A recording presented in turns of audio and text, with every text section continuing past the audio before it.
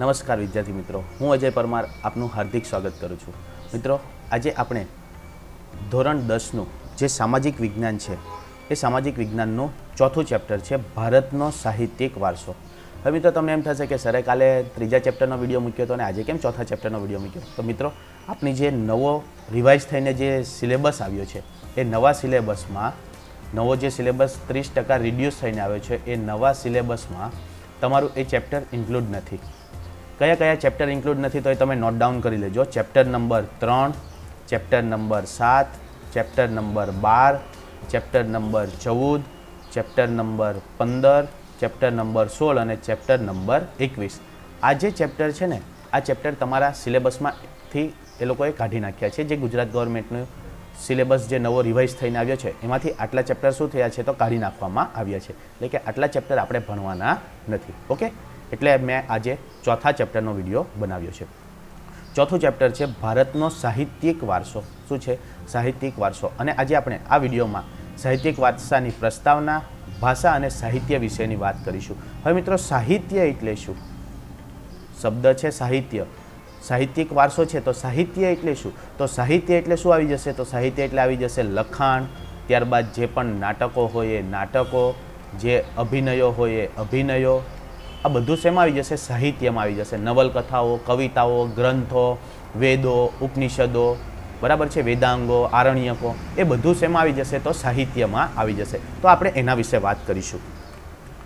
પ્રસ્તાવના જોઈશું તો આપણને ખ્યાલ છે કે જ્યારે પ્રાચીન ભારત હતું, ભારતનો જે સાહિત્યિક વારસો છે એને કેટલા ભાગમાં વહેંચવામાં આવ્યો છે? 2 ભાગમાં. એક છે પ્રાચીન ભારતનો અને બીજું છે પ્રશિષ્ટ એટલે કે હાલનું, આધુનિક ભારતનું. પ્રશિષ્ટ એટલે શું છે? હાલનું અથવા તો આધુનિક ભારતનો વારસો. ઓકે, તો આપણને ખબર છે કે પ્રાચીન સમયમાં પહેલાં તો કોઈને ભાષા આવડતી જ નહીં હતી. શું? માત્ર ઈશારાથી કામ થતું હતું. આપણે પણ ઘણીવાર એવું કરીએ છીએ ને કે સૌથી સર્વસ્વીકૃત ભાષા કઈ છે? તો એ છે ઈશારો. આપણે કોઈ પૂછીએ કે તમારે કંઈક ખાવું છે તો આપણે શું કરીએ? હા ના નહીં બોલવું હોય તો આપણે ખાલી આમાં માથું હલાવીએ છીએ. તો એનાથી એ સમજી જાય કે હા આને ખાવું છે, અને જો ના કહીએ તો એ સમજી જાય કે આને નથી ખાવું. તો સૌથી પ્રાચીન જે ભાષા ગણવામાં આવે એ કઈ હતી? તો એ વિચારો હતા, ભાવો હતા, લાગણીઓ હતી, ઉર્મિઓ હતી કે જે એકથી અન્ય સુધી શું કરવામાં આવતું હતું? પહોંચાડવામાં આવતું હતું. અને કેટલાક સંકેતો પણ હતા. મેં તમને હમણાં જ કહ્યું એમ, હા કહેવા માટે આપણે આમાં માથું હલાવીએ છીએ, ના કહેવા માટે માથું હલાવીએ છીએ. પછી ક્યારેક કોઈ આન્સર ના આપીએ તો એ લોકો સમજે કે આ આન્સર નથી આપી રહ્યા. તો એ જે હતું એ સંકેતો અને ચિત્રોને આધારે શું કરવામાં આવતી હતી? એ ભાષા બોલવામાં આવતી હતી. પછી ધીરે ધીરે શું થયું? તો ધીરે ધીરે છે ને થોડાક ધ્વનિઓ આવ્યા. શું આવ્યા? થોડાક ધ્વનિઓ આવ્યા, રણકાર ઉત્પન્ન થયો અને એના આધારે થોડીક લિપિઓ અસ્તિત્વમાં આવી. અને સમયાંતરે શું થયું? તો એમાંથી ભાષાનું સર્જન થયું. અને મેં તમને કીધું એમ કે જે ભાષા છે એને કેટલા ભાગમાં વહેંચવામાં આવી છે? 2 ભાગમાં. એક પ્રાચીન ભારતની અને એક પ્રશિષ્ટ ભારતની એટલે કે આધુનિક ભારતની ભાષા. ઓકે, તો ચાલો જોઈએ આપણે. તો માનવીએ પોતાના વિચારો, ભાવો, લાગણીઓ અને ઉર્મિઓ વગેરેને અન્ય માનવી કે પ્રાણીઓ સુધી પહોંચાડવા માટે કેટલાક હાવભાવ, સંકેતો કે ચિત્રોનો આશરો લીધો હતો અને કેટલાક ધ્વનિઓ કર્યા. તેમાંથી બોલી અને લિપિનો ઉદ્ભવ થયો. શું થયો? લિપિનો ઉદ્ભવ થયો. આ લિપિએ ભાષા ઘડતરમાં ખૂબ મોટો ફાળો આપ્યો છે. તમે વારસામાં ભણી ગયા હશો, જે શિલ્પ અને સ્થાપત્ય છે એની અંદર મોહેંજો-દડોમાં ને એમાં ઘણી બધી લિપિઓ હતી કે જે હજુ સુધી ઉકેલાઈ નથી, કે ત્યારની જે ભાષા હતી એ હજુ સુધી ઉકેલાઈ નથી, કે એ લોકો કઈ ભાષા વાપરતા હતા, કઈ ભાષા બોલતા હતા અને કઈ ભાષામાં લખતા હતા, એ હજુ સુધી કોઈ ઉકેલી શક્યું નથી. તો એ લિપિ છે, એ લિપિને આધારે આ ભાષાના ઘડતરમાં એક મહત્વનો ફાળો જોવા મળ્યો છે. અને સમયાંતરે એ લોકો પોતાના વિચારો અભિવ્યક્ત કરવા માટે ભાષાનો ઉપયોગ થયો અને આ ભાષાના સર્જનાત્મક પ્રયોગથી સાહિત્યનું સર્જન થવા પામ્યું. ભાષા આવી તો જ તમે કંઈક લખશો ને તો જ તમે કંઈક કોઈકને સંભળાવશો ને. તો એના આધારે શું થયું? તો સાહિત્યનું સર્જન થવા પામ્યું. હવે પ્રાચીન કાળથી ભારતીય સાહિત્ય તેની વિવિધતા અને વિશિષ્ટતા માટે પ્રખ્યાત છે. પ્રાચીન ભારતથી જે સાહિત્ય છે એ એની વિવિધતા અને વિશિષ્ટતા માટે શું છે? પ્રખ્યાત છે. આ ભારતના વિદ્વાનોએ પ્રાચીન સાહિત્યના 2 ભાગ પાડી દીધા છે. કયા કયા? તો એક છે વૈદિક સાહિત્ય. પ્રાચીન સાહિત્ય છે એનો એક ભાગ શું છે? વૈદિક સાહિત્ય. અને બીજું છે પ્રશિષ્ટ સાહિત્ય. બીજું શું છે? પ્રશિષ્ટ સાહિત્ય. અને આ ઉપરાંત કેટલીક લોકબોલીઓ અથવા તો લોકભાષાઓમાં રચાયેલું સાહિત્ય પણ કેવું છે? તો પ્રખ્યાત અથવા તો પ્રચલિત છે. લોકબોલી એટલે શું? તો આપણને ખબર છે કે ગુજરાત છે તો ગુજરાતમાં કઈ ભાષા માતૃભાષા કહેવાય છે? તો ગુજરાતી. કઈ ભાષા માતૃભાષા કહેવાય છે? ગુજરાતી. પરંતુ એ ગુજરાતના અનેક પ્રાંતો છે, તો એ પ્રાંતોમાં બોલાતી બોલી, ધારો કે સુરત, તો સુરતમાં કઈ બોલી બોલાય છે? તો સુરતી બોલી બોલાય છે. કઈ બોલી બોલાય છે? સુરતી બોલી બોલાય છે. સૌરાષ્ટ્ર, તો સૌરાષ્ટ્રમાં કઈ બોલી બોલાય છે? તો સૌરાષ્ટ્રમાં કાઠિયાવાડી બોલાય છે. કઈ બોલાય છે? તો કાઠિયાવાડી બોલી બોલાય છે. તો આ જે બધી છે એ કઈ થઈ? તો એ લોક બોલી કહેવાય. એને શું કહેવાય? લોક બોલી કહેવાય, કે એની અંદર પણ ઘણું બધું સાહિત્ય રચાયેલું જોવા મળે છે. ત્યારબાદ આગળ વધીએ તો ભાષા અને સાહિત્ય. ત્યારબાદ જોઈશું આપણે ભાષા અને સાહિત્ય. તો હમણાં જ મેં આપણે એને કહ્યું એમ કે સદીઓથી શું હતું? તો લિપિ હતી. શું હતું? લિપિ હતી. અને એ લિપિના ઉકેલ માટે થોડાક ધ્વનિઓ ઉત્પન્ન થયા, અને એ ધ્વનિઓને આધારે શું થયું? તો ભાષાઓનું સર્જન થયું. એ ધ્વનિઓને આધારે શું થયું? ભાષાઓનું સર્જન થયું. એટલે કે લિપિ છે એને ભાષાના સર્જન માટે એક શું ગણવામાં આવે છે? તો મહત્વનું પરિબળ ગણવામાં આવે છે. શું ગણવામાં આવે છે? મહત્વનું પરિબળ ગણવામાં આવે છે.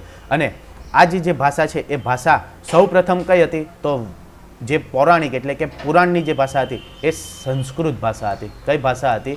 સંસ્કૃત, કે જે સર્વ સ્વીકૃત હતી. કેવી હતી? સર્વ સ્વીકૃત ભાષા હતી. ખાસ કરીને એ કોમ્પ્યુટર ક્ષેત્રમાં સર્વ સ્વીકૃત ભાષા હતી. તમને પણ જાણીને નવાઈ થશે કે સાહેબ કોમ્પ્યુટરમાં તો અંગ્રેજી આવે છે, બરાબર છે, પરંતુ અંગ્રેજી પણ નથી. કોમ્પ્યુટરની ભાષા છે બાઇનરી. કઈ ભાષા છે? બાઇનરી, કે કોમ્પ્યુટર છે એને 0 અને 1માં જ ખબર પડે છે. શેમાં ખબર પડે છે?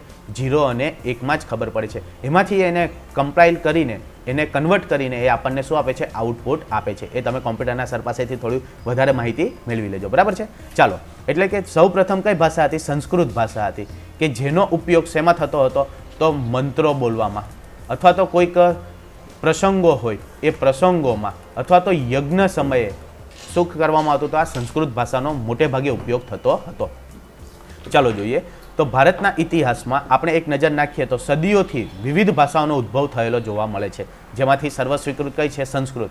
ત્યારબાદ ફારસી ભાષા હતી, ત્યારબાદ અરબી ભાષા હતી, અંગ્રેજી હતી. આ બધી છે એ ભાષાઓ જે પૌરાણિક ઇતિહાસ છે એમાં જોવા જ મળે છે, બરાબર છે. આ ભાષાઓ એકબીજા પર અસર કરી પ્રભાવ પાડ્યો, તેથી ભાષાઓના સમૃદ્ધ સાહિત્યમાં શું આવ્યું? પરિવર્તન આવ્યું. આ બધી ભાષાઓ એકબીજા પર શું છે? નભેલી છે. આ બધી ભાષાઓ એકબીજા પર શું છે? નભેલી છે, એટલે એકબીજા પર આધાર રાખે છે, જેથી સાહિત્યમાં શું આવ્યું? પરિવર્તન આવ્યું. અને પરિણામે શું થયું? તો નવી નવી ભાષાઓ અને નવા નવા સાહિત્યોનું સર્જન થવા લાગ્યું. એનું એક ઉત્તમ ઉદાહરણ છે સંસ્કૃત ભાષા. શું છે? સંસ્કૃત ભાષા. હાલમાં એનો ઉપયોગ કેવો થાય છે? ઓછો જોવા મળે છે.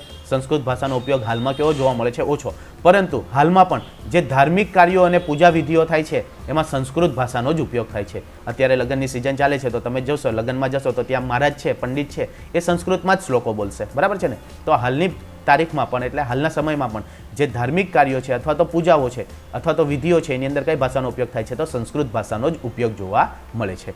સામાન્ય રીતે માનવી તો અભિવ્યક્તિ કરવાની અને ઝીલવાની ઉત્તમ તક ભાષા જ પૂરી પાડે છે. એટલે કે માનવીને પોતાની અભિવ્યક્તિ રજૂ કરવાની, એના મનમાં શું છે એ રજૂ કરવાની, અને કોઈક વસ્તુ ઝીલવાની, કોઈક વાત ઝીલવા માટે એને ઉત્તમ તક કોણ પૂરી પાડે છે? ભાષા જ પૂરી પાડે છે.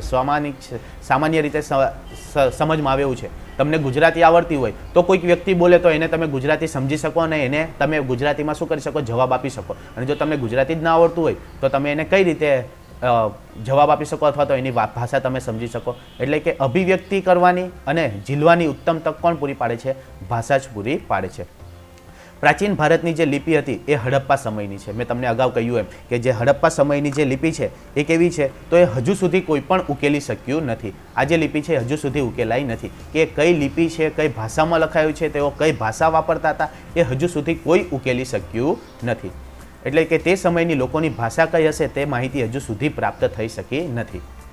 મહર્ષિ પાણિની જે સંસ્કૃત ભાષાના મહાન વ્યાકરણ શાસ્ત્રી હતા. કોણ હતા? મહાન વ્યાકરણ શાસ્ત્રી. અને તેમણે એક ગ્રંથની રચના કરી હતી, અષ્ટાધ્યાયી, જે સંસ્કૃતનો વ્યાકરણ ગ્રંથ કહેવામાં આવે છે. શું કહેવામાં આવે છે? તો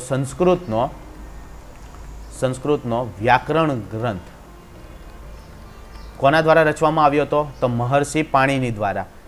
કયો? તો અષ્ટાધ્યાયી, કે જે સંસ્કૃતનો વ્યાકરણ ગ્રંથ ગણવામાં આવે છે અને જેની રચના ઈસવીસન પૂર્વે 4થી સદીમાં કરવામાં આવી હતી. ક્યારે કરવામાં આવી હતી? 4થી સદીમાં કરવામાં આવી હતી. આ સંસ્કૃત ભાષા, તો સંસ્કૃત ભાષાને આર્યની ભાષા, ઋષિઓની ભાષા કે વિદ્વાનોની ભાષા કહેવામાં આવે છે.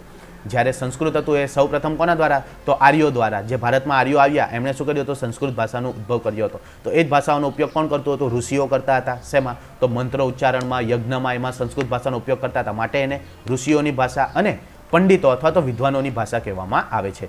આજના સમયમાં પણ વિશ્વ કક્ષાએ સર્વ સ્વીકૃત, ખાસ કરીને કયા ક્ષેત્રે? કમ્પ્યુટર ક્ષેત્રે આ સંસ્કૃત ભાષા ઉપયોગી છે. અને સંસ્કૃત ભાષામાં મુખ્યત્વે ધર્મ, તત્વજ્ઞાન, જ્ઞાન અને વિજ્ઞાનની ભાષા હતી. સંસ્કૃત ભાષા એ મુખ્યત્વે કેવી ભાષા હતી? તો ધર્મ, તત્વજ્ઞાન, જ્ઞાન અને વિજ્ઞાનની ભાષા જોવા મળતી હતી. ઓકે, ચાલો આગળ વધીએ.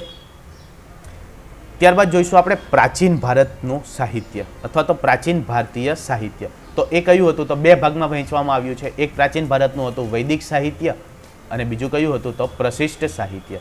બીજું કયું હતું? પ્રશિષ્ટ સાહિત્ય. તો વૈદિક સાહિત્ય, તો વેદ, વેદનો અર્થ શું થાય છે? જ્ઞાન. વેદનો અર્થ શું થાય છે? જ્ઞાન. અને વેદ આવે તો તમને 4 વેદના નામ યાદ હોવા જોઈએ. કયો કયો? તો ઋગ્વેદ. બીજો શું આવશે? તો બીજો આવશે સામવેદ. બીજો શું આવશે? સામવેદ. ત્રીજો શું આવશે? તો યજુર્વેદ. શું આવશે? યજુર્વેદ. અને ચોથો શું આવશે? તો ચોથો આવશે અથર્વવેદ. શું આવશે? અથર્વવેદ. જેમાં સૌથી જૂનો છે એ શું ગણવામાં આવે છે? ઋગ્વેદ ગણવામાં આવે છે. શું ગણવામાં આવે છે? ઋગ્વેદ, કે જેની અંદર 1028 ઋચાઓ, શ્લોકોનો શું છે? સંગ્રહ છે. અને જેને 10 ભાગમાં વહેંચવામાં આવ્યો છે. જેને શેમાં વહેંચવામાં આવ્યો છે? 10 ભાગમાં વહેંચવામાં આવ્યો છે. ત્યારબાદ ઋગ્વેદ પછી જે બીજા પણ 3 વેદો છે કે જે ગાન કરવા માટે એટલે કે ગાવા માટે છે, તો બીજો જે છે એ છે સામવેદ, કે જેને શું ગણવામાં આવે છે? સંગીતની ગંગોત્રી. શું ગણવામાં આવે છે? તો સંગીતની ગંગોત્રી. શા માટે સંગીતની ગંગોત્રી ગણવામાં આવે છે? કે એની અંદર લય, તાલ અને જે શ્લોકો છે તો એનું રાગમાં શું કરવામાં આવે છે? ગાયન કરવામાં આવે છે એટલા માટે. અને યજુર્વેદ છે એને શું ગણવામાં આવે છે? તો એને યજ્ઞનો વેદ ગણવામાં આવે છે. શું ગણવામાં આવે છે? યજ્ઞનો વેદ. એટલે કે યજ્ઞમાં બોલાતા જે યંત્રો છે વગેરે છે એ બધા શેમાં લખવામાં આવે છે? તો યજુર્વેદમાં લખવામાં આવ્યા છે. અને જે અથર્વવેદ છે એને કયો વેદ ગણવામાં આવે છે? તો કર્મકાંડનો. કયો ગણવામાં આવે છે? તો કર્મકાંડનો વેદ ગણવામાં આવે છે. એટલે તમારે આ 4 વસ્તુ યાદ રાખવાની છે. ઋગ્વેદ છે એને શેનો વેદ ગણવામાં આવે છે? તો એ સૌથી જૂનો, સૌથી પ્રાચીન અથવા તો સૌથી જૂનો વેદ કહેવામાં આવે તો કયો આવશે? ઋગ્વેદ આવશે. ઓકે, ચાલો જોઈએ. તો વેદો, વેદનો અર્થ થાય છે જ્ઞાન. વેદનો અર્થ શું થાય છે? જ્ઞાન. અને આપણા વેદ કેટલા છે? 4. કયા કયા? તો ઋગ્વેદ, સામવેદ, યજુર્વેદ અને અથર્વવેદ. જેમાં ભારતીય સાહિત્યનું પ્રાચીનતમ પુસ્તક અથવા તો સૌથી જૂનું પુસ્તક શું છે? ઋગ્વેદ છે, કે જેમાં કુલ 1028 ઋચાઓ આવી છે. કેટલી આવી છે? 1028 ઋચા. ઋચા એટલે શું? શ્લોકો. ઋચા એટલે શું? શ્લોકો અથવા તો પંક્તિઓ. ઓકે, આ ઋગ્વેદને 10 ભાગમાં વહેંચવામાં આવ્યો છે. કેટલા ભાગમાં વહેંચવામાં આવ્યો છે? 10 ભાગમાં વહેંચવામાં આવ્યો છે. અને જે મોટા ભાગની ઋચાઓ છે એ દેવોને લગતી સ્તુતિઓની છે. દેવોને જે સ્તુતિ કરવામાં આવે છે એને લગતી સ્તુતિઓની છે. આ સ્તુતિઓ યજ્ઞ પ્રસંગે કરવામાં આવતી અને તેમાંથી ઉષાને સંબોધન કરતી કેટલીક સ્તુતિઓ ખૂબ જ મનમોહક છે. જે ઉષા એટલે કોણ છે? તો જે ઉષાને સંબોધન કરતી એટલે કે જે દેવીઓ છે એ દેવીઓને સંબોધન કરતી કેટલીક જે સ્તુતિઓ છે એ ખૂબ જ મનમોહક છે. અને આ જે ગ્રંથ છે એ સપ્ત સિંધુ પ્રદેશમાં વસેલા આર્યોની રાજકીય, સામાજિક, ધાર્મિક અને આર્થિક બાબતોનું શું કરે છે? વર્ણન કરે છે. આ વેદો છે, વેદોની સ્થાપના કોણે કરી હતી? તો આર્યોએ. તો આર્યોએ જે છે તે આર્યોની રાજકીય, સામાજિક, ધાર્મિક અને આર્થિક બાબતોનું શું કરે છે? વર્ણન કરે છે. શું કરે છે? વર્ણન કરે છે. ત્યારબાદ ઋગ્વેદ પછી બીજા 3 વેદોની રચના કરવામાં આવી છે, કે જેમાં સામવેદ છે એ ઋગ્વેદની ઋચાઓનું જ્ઞાન કરવા માટે રચવામાં આવ્યો છે. શું કરવામાં આવ્યો છે? ઋગ્વેદની જે ઋચાઓ છે એનું ગાન કરવા માટે, એટલે કે એના જે શ્લોકો છે એને રાગમાં અને લય સાથે ગવાય તે માટે આ જે સામવેદ છે એને શું કહેવામાં આવે છે? તો સંગીતની ગંગોત્રી કહેવામાં આવે છે. ઘણીવાર ક્વેશ્ચન પૂછાય છે કે સંગીતની ગંગોત્રી તરીકે કયો વેદ પ્રખ્યાત છે? તો કયો વેદ આવશે? તો આવશે સામવેદ. કયો વેદ આવશે? તો સામવેદ ને સંગીતની ગંગોત્રી કહેવામાં આવે છે. શા માટે? તો એ ઋગ્વેદના જે શ્લોકો છે એને રાગ અને લય સાથે ગાવાનું પૂરું પાડે છે. એટલા માટે એને શું કહેવામાં આવે છે? સંગીતની ગંગોત્રી કહેવામાં આવે છે. ત્યારબાદ છે યજુર્વેદ. તો યજુર્વેદ છે એને યજ્ઞનો વેદ કહેવામાં આવે છે. શું કહેવામાં આવે છે? યજ્ઞનો વેદ કહેવામાં આવે છે, કે જેની અંદર ગદ્ય અને પદ્ય સ્વરૂપે ઋચાઓ આવેલી છે. શું આવેલી છે? ગદ્ય અને પદ્ય સ્વરૂપે. અને યજ્ઞ વખતે જે મંત્રો બોલવામાં આવે છે એ મંત્રો અને ક્રિયાઓ અને વિધિઓનું વર્ણન તેમાં કરવામાં આવ્યું છે. માટે એને શું કહેવામાં આવે છે? યજ્ઞનો વેદ કહેવામાં આવે છે. અને ત્યારબાદ છે અથર્વવેદ. તો અથર્વવેદમાં અનેક પ્રકારના કર્મકાંડો અને સંસ્કારોનું શું કરવામાં આવ્યું છે? વર્ણન કરવામાં આવ્યું છે. એટલે કે કર્મકાંડનો જો વેદ કહેવામાં આવે તો કયો આવશે? અથર્વવેદ આવશે. ફરી પાછું એકવાર ક્વિક રિવિઝન કરી લઈએ. વેદોનો અર્થ શું થશે? જ્ઞાન. કેટલા વેદ છે? તો 4. કયા કયા? તો ઋગ્વેદ, સામવેદ, યજુર્વેદ અને અથર્વવેદ. ઋગ્વેદ, સામવેદ, યજુર્વેદ અને અથર્વવેદ. સૌથી જૂનો આવે તો ઋગ્વેદ. સામવેદને શું કહેવાશે? તો સંગીતની ગંગોત્રી. શું કહેવાશે? સંગીતની ગંગોત્રી. યજુર્વેદ, યજુર્વેદ એટલે શું આવશે? તો યજ્ઞનો વેદ. શું આવશે? યજ્ઞનો વેદ. અને અથર્વવેદ, તો અથર્વવેદ એટલે શું આવશે? તો કર્મકાંડનો અને ક્રિયાઓ, કર્મકાંડ અને જે ક્રિયાઓ છે એ ક્રિયાઓનો વેદ. ઓકે, આટલા નામ તમારે યાદ રાખવાના છે. અને સૌથી જૂનો કયો છે? ઋગ્વેદ, કે જેની અંદર કેટલી ઋચાઓ આવેલી છે? 1028 ઋચાઓ આવેલી છે અને 10 ભાગમાં એને વહેંચવામાં આવ્યું છે. આટલી વસ્તુ તમારે યાદ રાખવાની છે. ત્યારબાદ આપણે આગળ વધીએ તો ઉપનિષદો. ઋગ્વેદ જેવા જ શું હતા? ઉપનિષદો હતા. પરંતુ એ ઉપનિષદો શેનું જ્ઞાન આપતા હતા? તો જે બ્રહ્માંડનો આરંભ થયો છે એનું જીવન, મૃત્યુ, ભૌતિક જે આધ્યાત્મિક છે, જગત છે, જ્ઞાન, પ્રકૃતિ અને બીજા અનેક દાર્શનિક પ્રશ્નોનું શું કરતા હતા? વિવેચન કરતા હતા. જેની અંદર બૃહદારણ્ય, છાંદોગ્ય, મુંડક ઉપનિષદ એવા ઘણા બધા ઉપનિષદો જોવા મળે છે. કે જેની સંખ્યા કેટલી છે? તો ઉપનિષદોની સંખ્યા તમને ઘણીવાર પૂછાય છે કે જેની સંખ્યા 108 છે. કેટલી છે? 108 સંખ્યા જોવા મળે છે. અને બ્રાહ્મણ ગ્રંથો. બ્રાહ્મણ ગ્રંથો એટલે કે બ્રાહ્મણો દ્વારા રચવામાં આવેલા ગ્રંથો. શું છે? બ્રાહ્મણો દ્વારા રચવામાં આવેલા ગ્રંથો. એમાં છે આરણ્યકો. એમાં શું છે? આરણ્યકો. આરણ્યકો એટલે કે વનમાં અથવા તો જંગલમાં, શેમાં? વનમાં અથવા તો જંગલમાં જે સાહિત્ય રચાયું છે એને શું કહેવામાં આવે છે? આરણ્યકો કહેવામાં આવે છે. અને વેદાંગ, તો વેદાંગમાં મોટે ભાગે કર્મકાંડો અને જ્યોતિષ, વ્યાકરણ અને ખગોળશાસ્ત્રને લગતા જે ટોપિકો છે એનો સમાવેશ કરવામાં આવે છે. ઓકે, ચાલો જોઈએ આપણે તો ઉપનિષદ. તો ઉપનિષદ છે એ સાહિત્યમાં બ્રહ્માંડનો આરંભ, જીવન, મૃત્યુ, ભૌતિક અને આધ્યાત્મિક જગત, જ્ઞાન, પ્રકૃતિ અને બીજા અનેક દાર્શનિક પ્રશ્નોનું વિવેચન કરવામાં આવ્યું છે. એટલે કે ઉપનિષદમાં શેનું વિવેચન કરવામાં આવ્યું છે? તો બ્રહ્માંડનો આરંભ, જીવન, મૃત્યુ, ભૌમિતિક અને આધ્યાત્મિક જગત, જ્ઞાન, પ્રકૃતિ અને બીજા અનેક દાર્શનિક પ્રશ્નોનું વિવેચન કરવામાં આવ્યું છે. બૃહદારણ્ય અને છાંદોગ્ય શરૂઆતના ઉપનિષદો છે. કયા છે? બૃહદારણ્ય અને છાંદોગ્ય શરૂઆતના ઉપનિષદો છે. અને ઉપનિષદો છે એ કેવા સ્વરૂપમાં છે? સંવાદના સ્વરૂપમાં છે. સંવાદના સ્વરૂપમાં એટલે કે આપણે જે ડાયલોગ કહીએ છીએ કે એ વ્યક્તિ બોલે છે, ત્યારબાદ બી વ્યક્તિ બોલે છે, ત્યારબાદ એ વ્યક્તિ એનો આન્સર આપે છે, ત્યારબાદ બી વ્યક્તિ એનો આન્સર આપે છે, ત્યારબાદ પાછો એ વ્યક્તિ આન્સર આપે છે. એટલે કેવા સ્વરૂપમાં છે? સંવાદના સ્વરૂપમાં એને લખવામાં આવ્યું છે. અને મુક્તિકો ઉપનિષદમાં તેની સંખ્યા 108 દર્શાવવામાં આવી છે. મુક્તિકો ઉપનિષદમાં તેની સંખ્યા કેટલી છે? 108 દર્શાવવામાં આવી છે. અને તદુપરાંત એક મહત્વની બાબત તમારે યાદ રાખવાની છે કે આપણો જે ભારતનું રાષ્ટ્રીય ચિહ્ન છે અશોક સ્તંભ. શું છે? અશોક સ્તંભ. તો એમાં અશોક ચક્રની નીચે એક વાક્ય લખ્યું છે સત્યમેવ જયતે. શું લખ્યું છે? સત્યમેવ જયતે. ઓકે, આ કયા ઉપનિષદમાંથી લેવામાં આવ્યું છે? તો આ છે એ મુંડક ઉપનિષદમાંથી લેવામાં આવ્યું છે. મુંડક ઉપનિષદમાંથી લેવામાં આવ્યું છે. અથવા તો માંડુક્યો, અથવા તો શું આવશે? માંડુક્યો ઉપનિષદમાંથી લેવામાં આવ્યું છે. એટલે આ ખાસ યાદ રાખજો, ઘણીવાર પૂછાઈ જાય છે કે સત્યમેવ જયતે છે એ કયા ઉપનિષદમાંથી લેવામાં આવ્યું છે? તો મુંડક ઉપનિષદ અથવા તો માંડુક્યો ઉપનિષદમાંથી લેવામાં આવ્યું છે. ઓકે, ચાલો આગળ વધીએ. ત્યારબાદ જોઈશું બ્રાહ્મણ ગ્રંથો. તો વેદોના મંત્રોનો અર્થ સમજવા માટે અને તેના પર પદ સ્વરૂપમાં રચાયેલી ટીકાઓનો બ્રાહ્મણ ગ્રંથોમાં સમાવેશ કરવામાં આવ્યો છે. એટલે કે જે વેદોના મંત્રો છે એનો અર્થ સમજવા માટે અને પદ સ્વરૂપમાં જે એની ટીકાઓ રચાયેલી છે એનો અર્થ સમજવા માટે શેનો સમાવેશ થાય છે? તો બ્રાહ્મણ ગ્રંથોમાં આ બંનેનો સમાવેશ કરવામાં આવેલો છે. જેમાં જુદા જુદા યજ્ઞો અને તેને લગતી વિધિઓ માટેનું માર્ગદર્શન આપવામાં આવ્યું છે. એટલે સામાન્ય રીતે જોઈએ તો જે વેદો છે એ વેદોની એક શું કહેવાશે? તો એની ગાઈડ કહેવામાં આવશે. શું કહેવામાં આવશે? ગાઈડ કહેવામાં આવશે. કે જેની અંદર એને યજ્ઞો અને ક્રિયાઓને લગતું શું છે? માર્ગદર્શન આપવામાં આવ્યું છે. એમાં છે આરણ્યકો. એમાં શું છે? આરણ્યકો. એટલે કે આર્યોએ તેમના જીવનનો અંતિમ સમય ક્યાં જઈને પસારતા?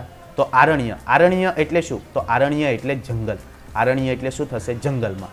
વન અથવા તો અરણ્યમાં આશ્રમ બાંધી સતત ચિંતન કરીને રચાયેલા તત્વજ્ઞાનથી ભરપૂર એવા સાહિત્યને શું કહેવામાં આવે છે? આરણ્યકો કહેવામાં આવે છે. તમને આરણ્યકોની વ્યાખ્યા પૂછાય તો તમારે લખવાનું કે વન અથવા તો અરણ્યમાં આશ્રમ બાંધી સતત ચિંતન કરીને રચાયેલા તત્વજ્ઞાનથી ભરપૂર એવા સાહિત્યને શું કહેવામાં આવે છે? આરણ્યકો કહેવામાં આવે છે. ઓકે, ત્યારબાદ જોઈશું વેદાંગ. તો આ જે વેદાંગ છે એની અંદર મોટે ભાગે કર્મકાંડો ઉપરાંત જ્યોતિષ, વ્યાકરણ અને ખગોળશાસ્ત્રનો ઉપયોગ કરવામાં આવેલો છે. વેદાંગમાં શેનો ઉપયોગ થાય છે? તો જ્યોતિષશાસ્ત્ર, વ્યાકરણશાસ્ત્ર, ખગોળશાસ્ત્ર અને કર્મકાંડોનો ઉપયોગ કરવામાં આવ્યો છે. હવે આ જે બ્રાહ્મણ ગ્રંથો છે તો એની અંદર બે મુખ્ય મહાકાવ્યો છે જેના નામ શું છે? જેના નામ છે મહાભારત અને રામાયણ શું છે? તો મહાભારત અને રામાયણ. ઓકે, આ બે મહાકાવ્યો છે. આ બે શું છે? આપણા મહાકાવ્યો છે. મહાભારત છે કોણે લખ્યું હતું? તો વાલ્મીકીએ. કોણે લખ્યું હતું? વાલ્મીકીએ. અને રામાયણ છે કોણે લખ્યું હતું? તુલસીદાસે. કોણે લખ્યું હતું? તુલસીદાસે. એટલે તુલસીદાસ રચિત છે એ રામાયણ છે અને વાલ્મીકી રચિત શું છે? તો વાલ્મીકી રચિત છે મહાભારત. ઓકે, એ બે મુખ્ય કાવ્યો છે. એ બે શું છે? આપણા મુખ્ય કાવ્યો છે અને મહાકાવ્યો ગણવામાં આવે છે. તેઓ પ્રાચીન ગ્રંથો છે, એટલે કે જૂના પુરાણા છે. ઈસવીસન 5000 વર્ષ પહેલાંના જે પ્રસંગો હતા મહાભારતના, કૌરવોના અને પાંડવોના, એ રામાયણમાં રામનું જીવનચરિત છે એ દર્શાવવામાં આવ્યું છે. તો એ જે વસ્તુ છે એ બધું શેમાં લખવામાં આવી છે? તો મહાભારત અને રામાયણમાં લખવામાં આવી છે. આ જે મહાકાવ્યો છે એનું વર્તમાન સ્વરૂપ છે એ ઈસવીસનની 2જી સદીમાં મળ્યું હતું. ક્યારે મળ્યું હતું? ઈસવીસનની 2જી સદીમાં. જેમાં રામાયણમાં અયોધ્યાના રાજવી રામચંદ્રની કથા આપી છે અને આ મહાકાવ્ય મહાભારત કરતાં કેવું છે? ઘણું નાનું છે અને તેમાં અનેક દિલચસ્પ ઘટનાઓનું વર્ણન કરવામાં આવ્યું છે. આપણે રામાયણ તો જોઈએ જ છે. ઓકે, રામાયણમાં હનુમાનજી આવે છે અને જે પુલ બાંધે છે અને બધા રાવણના ત્યાં લંકામાં જઈને પેલી આખી અશોક વાટિકા વેરણ તેરણ કરી નાખે છે ને. તો એ બધા આપણે જે સાહસિકો અને દિલચસ્પ ઘટનાઓ છે તો એ આપણે રામાયણમાં જોઈએ છે. ત્યારબાદ છે મહાભારત.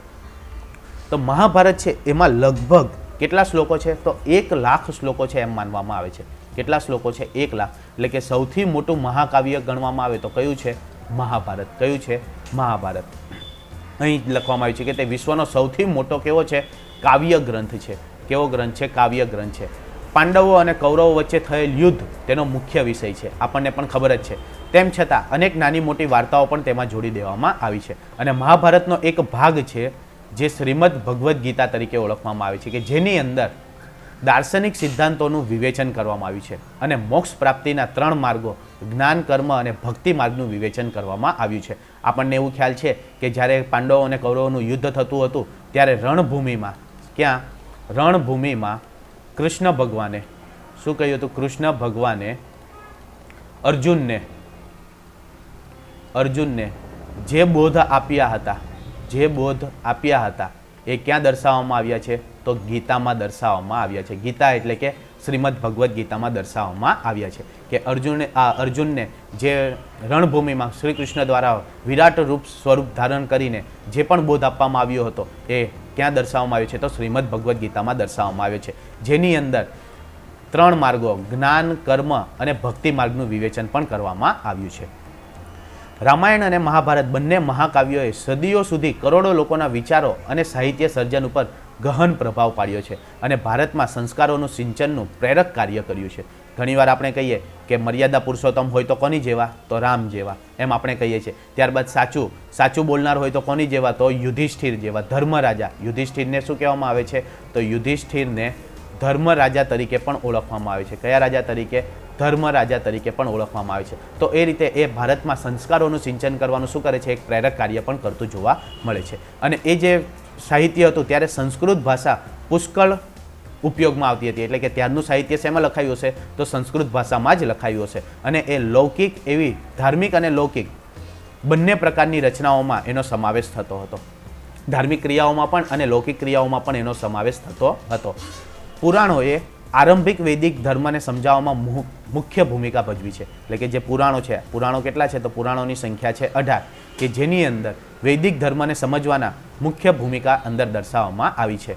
આ સમયગાળા દરમિયાન અનેક શાસ્ત્રો, સ્મૃતિ ગ્રંથો પણ લખાયા છે. એટલે કે પ્રાચીન સમયમાં અનેક શાસ્ત્રો અને સ્મૃતિ ગ્રંથો પણ લખાયેલા છે અને શાસ્ત્રોમાં વિજ્ઞાન અને તત્વજ્ઞાનના ગ્રંથો પણ લખાયા છે. કે અહીં એક ઉદાહરણ આપ્યા કે દાખલા તરીકે કૌટિલ્યનું અર્થશાસ્ત્ર, તો એ શેનું હતું? તો એ વહીવટી વિજ્ઞાનની કૃતિ હતી. શું હતું? વહીવટી વિજ્ઞાનની કૃતિ. કઈ રીતે વહીવટ કરવાનો છે તો એનું બધું જ જે શાસ્ત્ર છે ક્યાં દર્શાવવામાં આવ્યું હતું? તો કૌટિલ્યના અર્થશાસ્ત્રમાં દર્શાવવામાં આવ્યું હતું. ત્યારબાદ વિવિધ કક્ષાના એટલે કે ગણિત અને અન્ય વિજ્ઞાન સંબંધિત શાસ્ત્રો પણ લખાયા છે, જેમાં સ્મૃતિ ગ્રંથો દ્વારા અનુમોદિત કર્તવ્યો, રિવાજો અને નિયમો પણ આપવામાં આવ્યા છે. ઘણા બધા સ્મૃતિ ગ્રંથો પણ લખાયા છે કે જેની અંદર શું કરવામાં આવ્યું છે? તો ધર્મ દ્વારા અનુમોદિત કર્તવ્ય, રિવાજો અને નિયમો પણ દર્શાવવામાં આવ્યા છે. તો મિત્રો, આ હતું આપણું ભારતના સાહિત્યિક વારસાની ભાષા અને સાહિત્ય.